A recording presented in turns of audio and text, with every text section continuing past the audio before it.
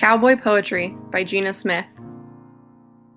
Cowboy poetry is an often overlooked genre of literature, which is unfortunate because it has so much to offer.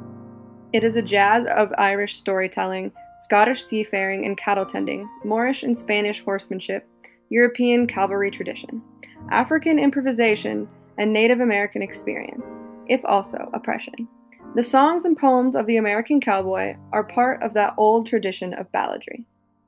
This quote is a great segue into one of my main points. You don't have to be a cowboy to enjoy or relate to the poetry. In my life, I have come across a lot of people that have a prejudice against cowboys, which is unfair because they are like any other group of people. Some are terrific and others are terrible. I hope that through literature we can all come to understand one another differently and cultivate compassion for all people. Baxter Black was a large animal vet before he became a poet/comedian. He was born in 1945 and was raised in New Mexico. When asked to give advice to hopeful writers, he simply said, "Write about what you know." His poem, Grandpa's Wisdom of the Ages, tells of the influence of family.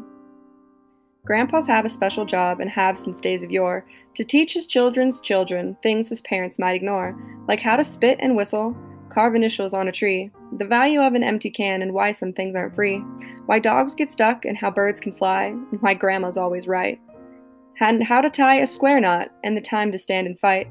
And if grandpa's a cowboy and the kid is so inclined, the horn of wisdom empties out to fill his little mind.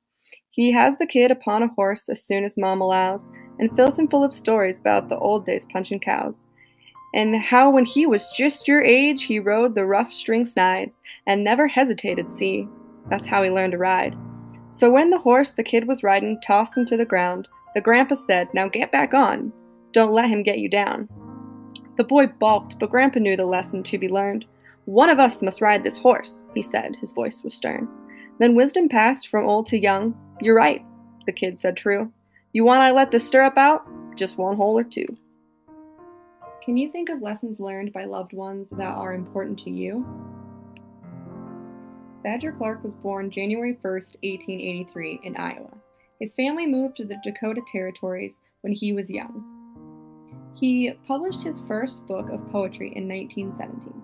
One of his best-known poems is called Bacon, and it's about how bacon helped to build the West. Salty and greasy and smoky as sin, but of all grub we love you the best. You stuck to us closer than nighest of kin and helped us win out in the West. You froze with us up on the Laramie Trail, you sweat with us down in Tuscan. When Injun was painted and white man was pale, you nerved us to grip our last chance by the tail and load up our Colts and hang on. You've sizzled by mountain and mesa and plain over campfires of sagebrush and oak. The breezes that blow from the Platte to the Main have carried your savory smoke. You're friendly to miner or puncher or priest, you're as good in December as May. You always came in when the fresh meat had seized and the rough course of empire to westward was greased by the bacon we fried on the way. We've said that you weren't fit for white men to eat, and your virtues we often forget. We've called you by names that I darest repeat, but we love you and swear by you yet.